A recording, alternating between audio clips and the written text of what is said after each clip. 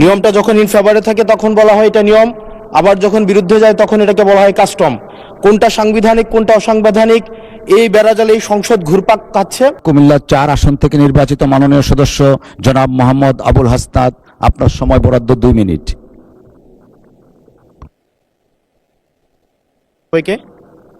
শুনতে পাওয়া যাচ্ছে?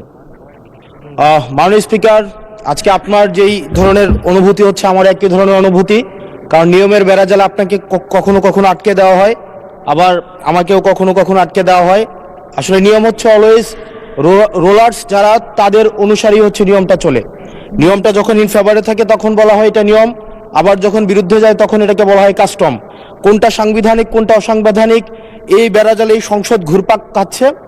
এর মাঝখানে যেহেতু দেবিদ্বার থেকে মানুষ আস্থা রেখে 1,72,000 মানুষ ভোট দিয়ে এই সংসদে পাঠিয়েছে, তাদের পক্ষে 1 মিনিট 18 সেকেন্ড কথা বলছি। আমার দেবিদ্বার থেকে চান্দিনার একটা রাস্তা আছে, যে রাস্তা দিয়ে 2 লক্ষ মানুষের যাতায়াত। মাননীয় স্পিকার, 2 লক্ষ মানুষের যাতায়াত হলেও এই রাস্তাটা মাত্র 12 ফিট, অর্থাৎ 2টা সিএনজি একসাথে 2টা ক্রস করতে পারে না। আমাদের ওখানে 11টা ইউনিয়নের মধ্য দিয়ে রাস্তাটা গিয়েছে। এই রাস্তাটাকে যদি আমরা প্রসারিত করতে পারি তাহলে ওই ইউনিয়নগুলোতে আমরা শিল্প এবং বিভিন্ন ধরনের আমরা হচ্ছে কোল্ড স্টোরেজ, আমরা কর্মসংস্থানের ব্যবস্থা করতে পারবো, যেহেতু এই রাস্তাটা হচ্ছে ঢাকা চিটাগং হাইওয়ের একটা রাস্তা।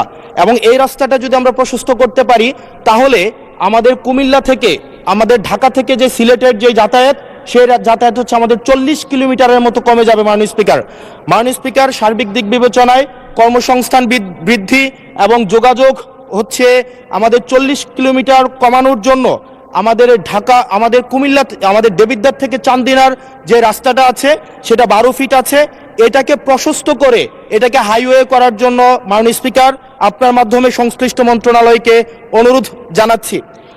আর মাননীয় স্পিকার, আশা করি আপনার মধ্যে যে অনুভূতি হচ্ছে প্রথমবারের মতো আমাদের এই যে সাংবিধানিক এই যে একটা মারপ্যাচের মধ্যে আমাদেরকে রাখা হবে না। আমাদের